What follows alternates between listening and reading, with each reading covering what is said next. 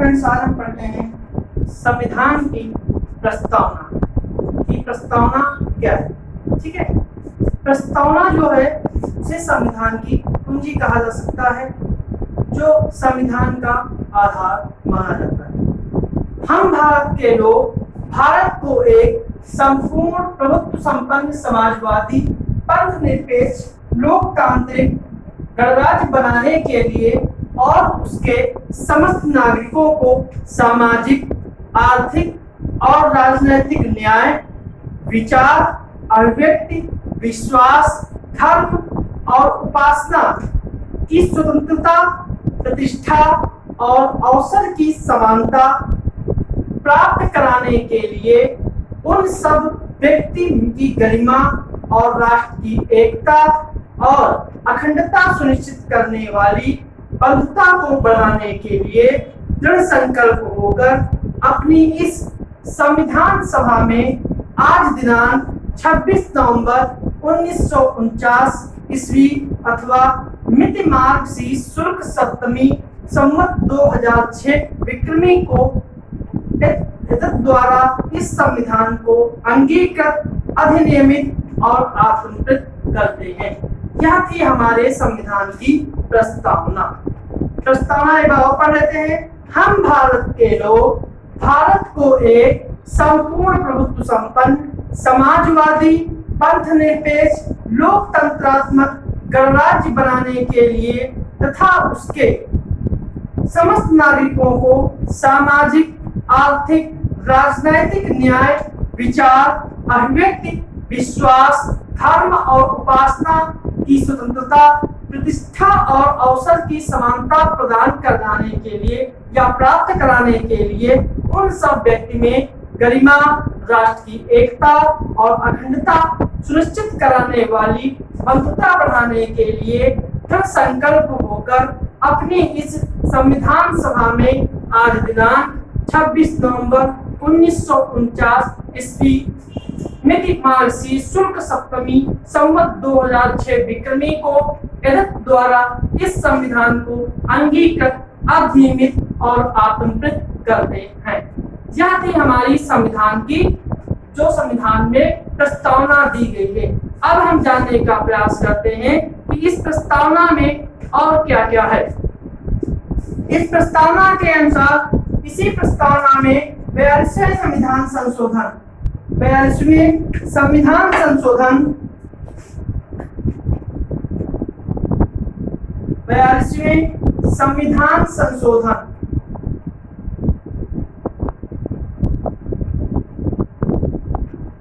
1976 42वें संविधान संशोधन 1976 की धारा 2 के अनुसार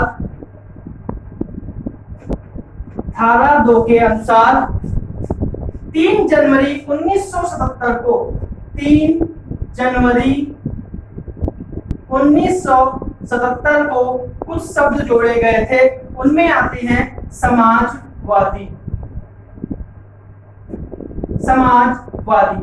दूसरा जो पद जोड़ा था वो था पंथ निरपेक्ष और अखंडता। पंथ निरपेक्ष और अखंडता शब्द जोड़े गए थे। 42वें संविधान संशोधन 1976 की धारा 2 के द्वारा 3 जनवरी 1977 को समाजवादी, पंथ निरपेक्ष और अखंडता शब्द जोड़े गए थे। अब हम सारी जो संपूर्ण जो हमारी प्रस्तावना है उसको समझने का प्रयास करते हैं। सबसे पहले लिखा है हम भारत के लोग। कि हम भारत के लोग का मतलब क्या है? क्योंकि उद्देशिका का जो आरंभ है वो हम भारत के लोग से हुआ है, जिसका अर्थ यह होता है कि संविधान का मूल स्रोत जो है वो भारत की जनता है और वही समस्त शक्तियों का केंद्र है। ये शब्द यूनाइटेड नेशन संघ के चार्टर की उद्देशिका में प्रयुक्त शब्द हम संयुक्त राष्ट्र के लोग के समरूप माने जाते हैं।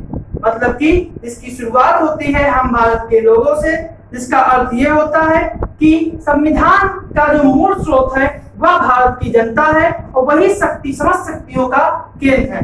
जो हम भारत के लोग हैं इससे मिलता जुलता शब्द यूनाइटेड नेशन संयुक्त राष्ट्र संघ के चार्टर की उद्देशिका में भी यही शब्द प्रयोग किया गया है। हाँ, संयुक्त राष्ट्र संघ के लोग जिसका प्रयोग किया गया है। अब दूसरा जो है संपूर्ण प्रभुत्व संपन्न, संपूर्ण विश्व का संपूर्ण प्रभुत्व संपन्न का मतलब यह है, संपूर्ण प्रभुत्व संपन्न का मतलब यह है कि भारत अपने आंतरिक व बाह्य मामले में किसी विदेशी सत्ता या विदेशी शक्ति के अधीन नहीं है। इसकी प्रभुता है वह जनता में नींव है। संपूर्ण प्रभुत्व संपन्न का अर्थ यह है भारत अपने आंतरिक और बाह्य मामले में किसी विदेशी सत्ता या विदेशी शक्ति के अधीन नहीं है। उसकी संप्रभुता जो है या प्रभुता है वह भारतीय जनता में नींव है। अगला जो शब्द है समाजवादी, अगला जो शब्द है वह है समाजवादी। समाजवादी भारत जो है, भारत का समाजवाद लोकतांत्रिक समाज है जो जवाहरलाल नेहरू की अवधारणा पर आधारित है। तो भारत का जो समाजवाद है वो नेहरू की अवधारणा पर आधारित है और ये लोकतांत्रिक समाजवाद है। समाजवाद दो प्रकार का होता है, एक साम्यवादी समाजवाद और एक लोकतांत्रिक समाजवाद। जो साम्यवादी समाजवाद होता है उसमें राज्य का नियंत्रण अत्यधिक कठोर होता है, जबकि लोकतांत्रिक समाजवाद जो होता है उसमें राज्य का नियंत्रण कम होता है। भारत ने दोनों को ना अपना के भारत ने बीच का रास्ता अपनाया और मिश्रित व्यवस्था को जन्म दिया।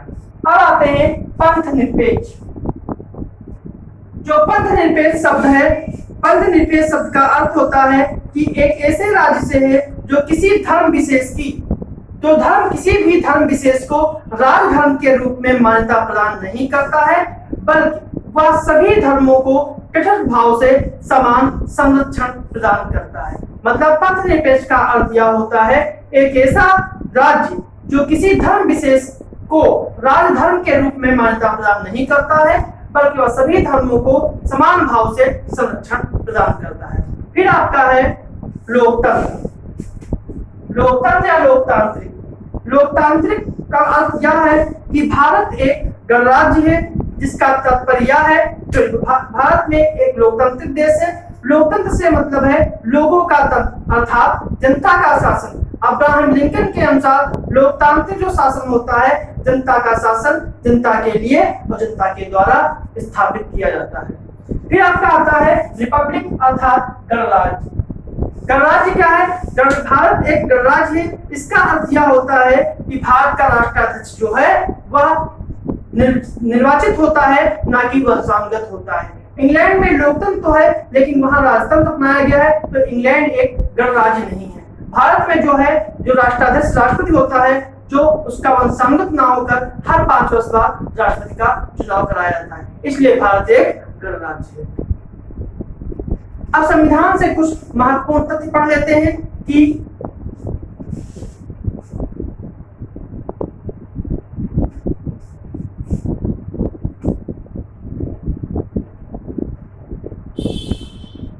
जैसे संविधान सभा का प्रतीक क्या था? संविधान सभा का प्रतीक क्या था? संविधान सभा का प्रतीक जो था वो था हाथी। संविधान सभा का प्रतीक हाथी था।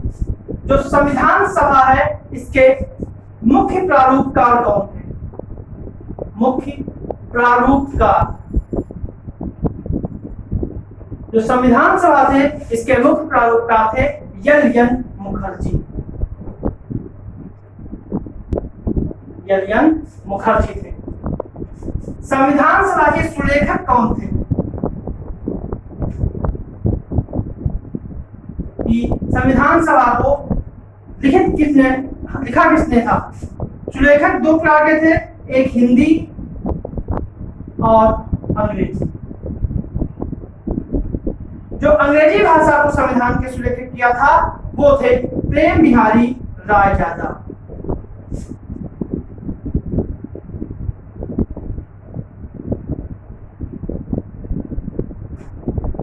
प्रेम बिहारी रायजादा और इसको सौंदर्यीकरण किया था वो किया था मदन मोहन मदन लाल बोस इस लेखक थे।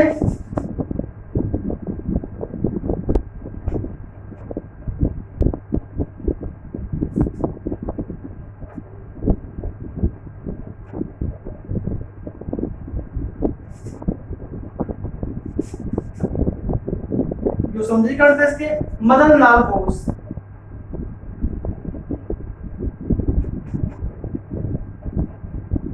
मदन लाल बोस ने इसका समुद्रीकरण किया था और राम मनोहर सिन्हा।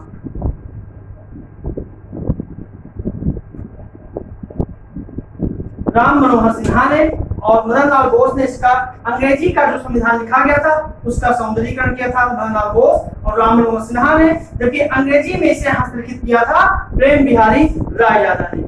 जो ये सब थे ये शांति निकेतन से जुड़े हुए थे, रविन्द्रनाथ टैगोर के शांति निकेतन से जुड़े हुए थे। जबकि हिंदी के जो सुलेखन थे, जो हिंदी के सुलेखक थे वो थे बसंत कृष्ण वैद्य। बसंत कृष्ण वैद्य, बसंत कृष्ण वैद्य ने उन्होंने लिखा था और इसको अलंकृत जो किया था वो थे नंदलाल बोस। नंदलाल बोस, नंदलाल बोस ने किया। और संविधान सभा के जो सचिव थे, संविधान सभा के जो सचिव थे एच.बी. आयंगर। एच.बी. आयंगर ये थे हमारे संविधान। अब हम पढ़ते हैं संविधान के जो बाकी चीजें हैं उसके बारे में कि संविधान की प्रस्तावना द्वारा अपने नागरिकों को न्याय, स्वतंत्रता और समानता सुनिश्चित कराने का संकल्प किया गया था। अक्सर प्रश्न पूछते हैं कि संविधान में कितने प्रकार की न्याय की व्यवस्था की गई है, संविधान में कितने प्रकार की स्वतंत्रता की बात की गई है, संविधान में कितने प्रकार की समानता की बात की गई है। जो संविधान के अनुसार जो न्याय है, न्याय 3 प्रकार का कहा गया है। वो है सामाजिक, राजनैतिक, आर्थिक और राजनैतिक। ये थे 3 प्रकार के न्याय। हमारे संविधान की प्रस्तावना में 3 प्रकार के न्याय की बात की गई है, इसमें सामाजिक, आर्थिक और राजनैतिक। और संविधान में न्याय हो गया। फिर स्वतंत्रता कि कितने प्रकार की स्वतंत्रता का विचार किया गया है।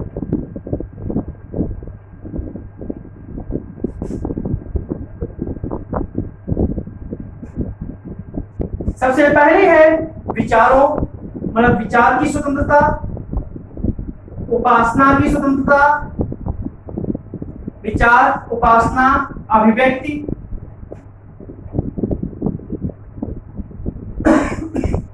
विश्वास और धर्म की स्वतंत्रता के बारे में कहा गया है। 3 प्रकार की न्याय, सामाजिक, आर्थिक और राजनीतिक, 5 प्रकार की स्वतंत्रता, विचार, अभिव्यक्ति, विश्वास, धर्म और उपासना, और 2 प्रकार की समानता का वर्णन किया गया है। हमारे संविधान में 2 प्रकार की समानता, जो समानता है वो 2 प्रकार की समानता वर्णन किया गया है। एक थी प्रतिष्ठा की समानता, सभी को प्रतिष्ठित होने का अधिकार है, और दूसरी थी अवसर की समानता। अवसर की समानता और प्रतिष्ठा की समानता जो हमारे संविधान में दी गई। अब क्या यह प्रश्न उठता है, क्या उद्देशिका जो है वो संविधान का अंग है? इस पर कई बार प्रश्न उठा है कि क्या जो प्रस्तावना या उद्देशिका है वह संविधान का अंग है कि अंग नहीं है। उद्देशिका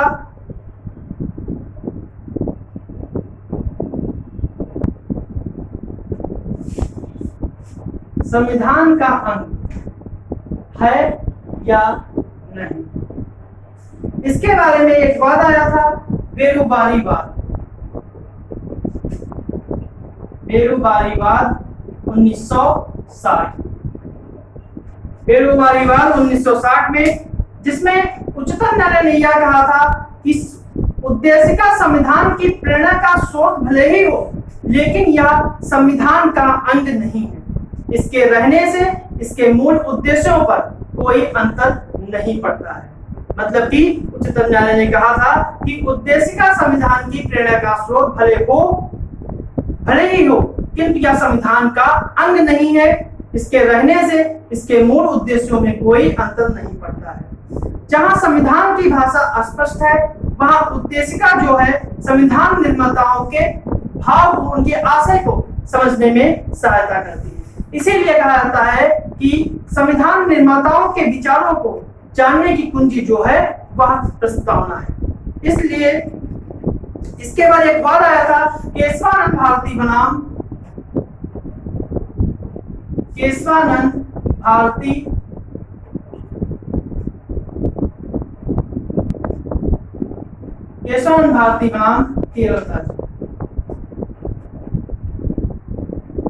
केरल राज्य, ये आया था 1973 में। इसमें सर्वोच्च न्यायालय ने कहा था कि उद्देशिका संविधान का एक भाग है। संविधान में उसका वही स्थान है जो अन्य उपबंधों का है, और उद्देशिका में संशोधन किया जा सकता है, लेकिन मूल ढांचे को छोड़कर। उद्देशिका न्याय योग्य नहीं है, अर्थात इसके आधार पर कोई निर्णय नहीं दिया जाएगा। मतलब बेरोजगारीवाद में सर्वोच्च न्यायालय ने माना कि यह संविधान का भाग नहीं है, लेकिन 1973 में केशवानंद भारतीवाद में सर्वोच्च न्यायालय ने माना कि उद्देशिका जो है वो संविधान का एक भाग है, इसका वही स्थान है जो अन्य उपबंधों का है। न्यायमूर्ति खिरायतुल्ला, उन्होंने गोलकनाथ बनाम पंजाब राज्य 69 में उन्होंने ये कहा था कि उद्देशिका को संविधान की मूल आत्मा कहा है। गोलकनाथ ने उद्देशिका को संविधान की मूल आत्मा कहा है, जबकि भीमराव अंबेडकर ने इसे उद्देशिका को राजनीतिक जन्मपत्री कहा है। हिदायतुल्लाह ने गोलकनाथवाद में ये 1969 में ये कहा, 67 में ये कहा कि उद्देशिका जो है वो संविधान की मूल आत्मा है, जबकि भीमराव अंबेडकर ने उद्देशिका को कहा था कि यह राजनीतिक जन्मपत्री है। जबकि सुभाष कश्यप एक संविधान विशेषज्ञ हैं, उन्होंने ये कहा कि संविधान शरीर है तो उद्देशिका आत्मा है, उद्देशिका आधारशिला है तो संविधान उस पर खड़ी हुई एक अट्टालिका या इमारत। ये था हमारे आज का प्रस्तावना का